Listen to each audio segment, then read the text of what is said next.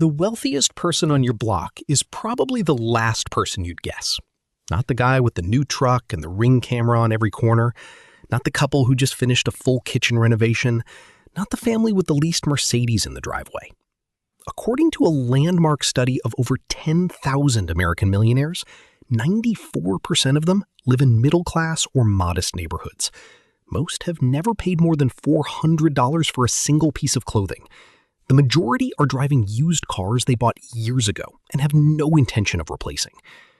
And yet, the same research found that 44% of them consistently spend in one specific category that most people view as a luxury, and it is absolutely not what you'd expect.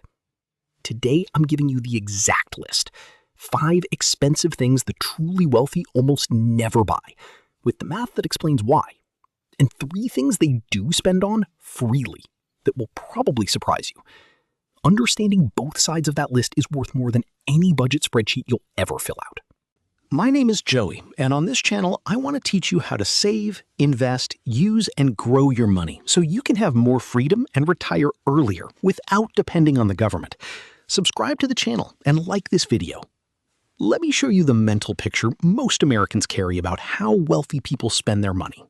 They fly first class, they wear designer labels, they drive luxury cars off the lot, they eat at upscale restaurants every weekend. Their houses are large, recently renovated, and in the right zip codes. Here's what the data actually shows.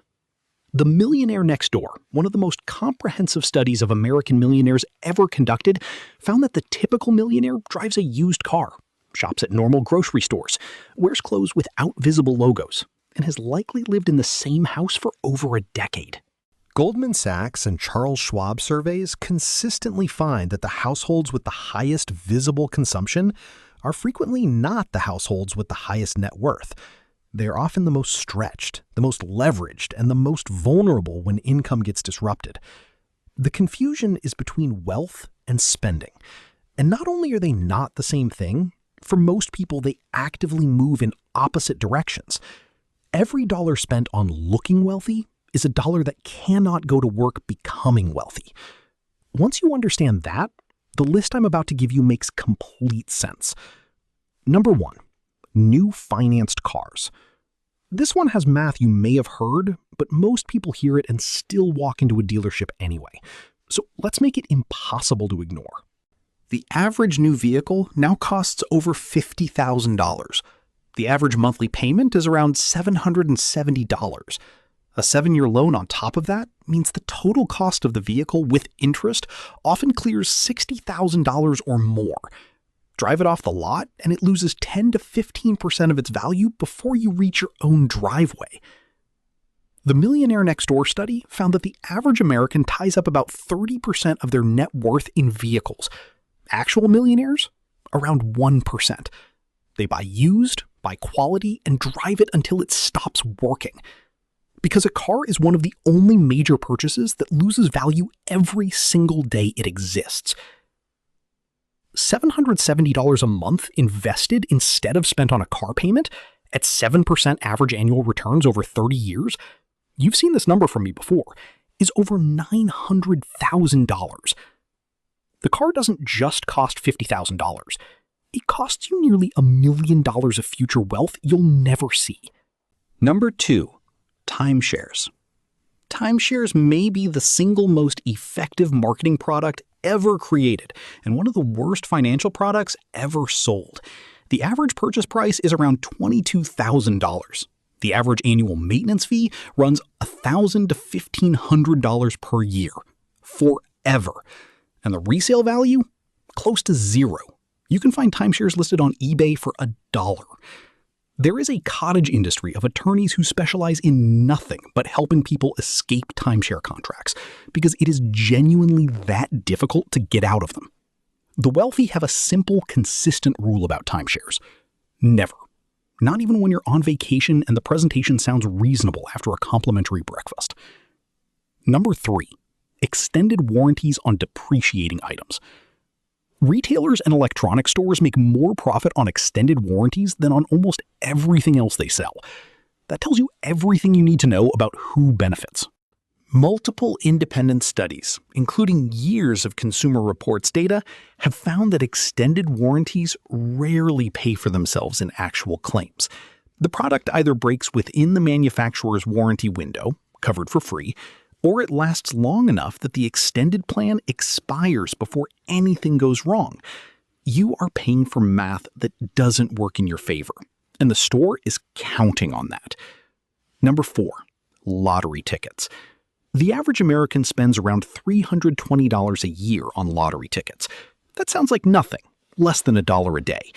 But $320 a year invested in a low-cost S&P 500 index fund for 30 years at a 7% average return becomes over $33,000.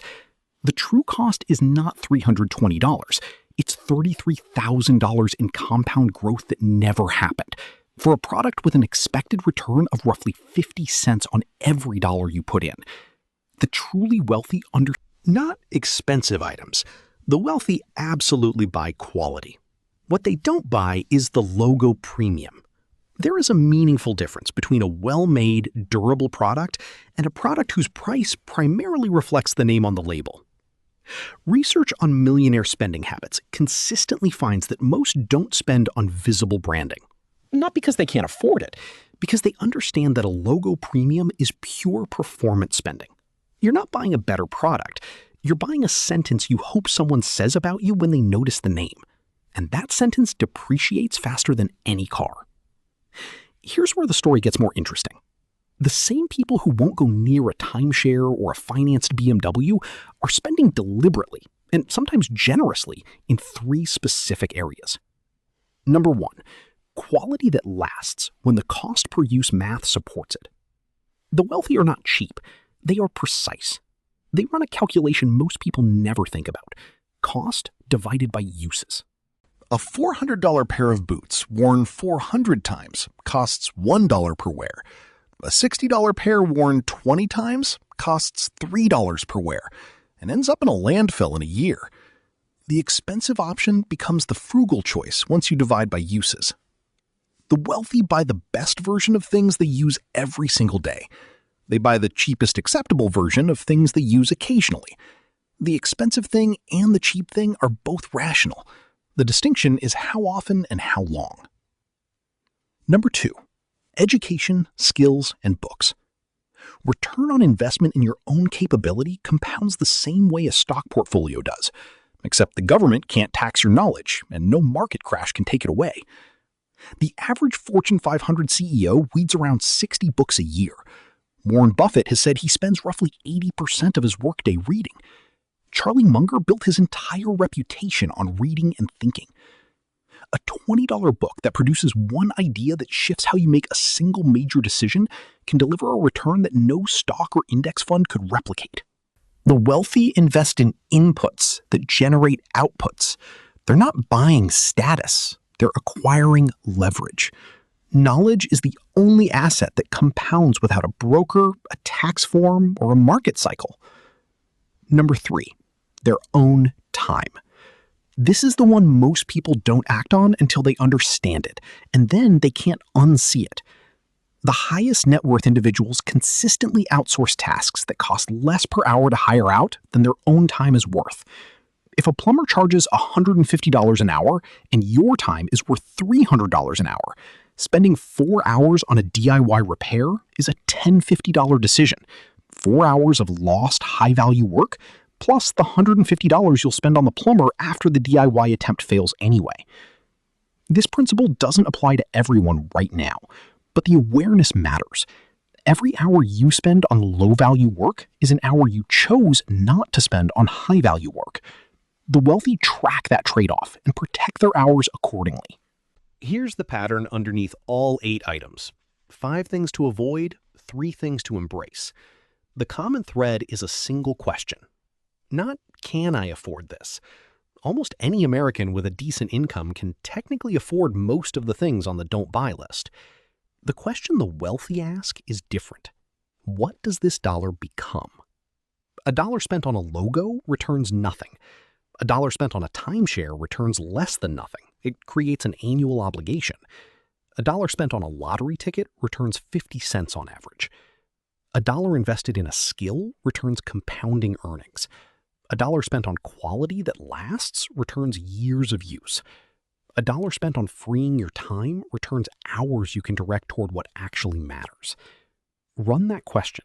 What does this dollar become before every significant purchase? And the don't buy list starts making instinctive sense, not as discipline or sacrifice, as math. Here's a simple filter you can apply starting today. Before any major purchase, ask two things. First, is this buying me something that grows in value? Time, skill, quality, experience, or something that immediately starts losing value the moment I own it? Second, am I buying this because I genuinely want the thing, or because of what I want people to think when they see it? Two questions, honest answers. That filter applied consistently over 20 years is the difference between a high income that produces a comfortable life and a modest income that produces lasting freedom. The truly wealthy don't live on a different planet. They don't have secret investment strategies that aren't available to you. They have a different set of questions they ask before they spend money. That's it. 5 things they never buy, 3 things they always do, and 1 question underneath all of it. If this gave you a lens you'll actually use, subscribe to the channel. Every week we break down the real math behind money so that understanding it is no longer optional. Next video breaks down exactly how to set up the automated investing system so that the saving part happens before your brain ever gets a chance to decide otherwise. I'll see you there.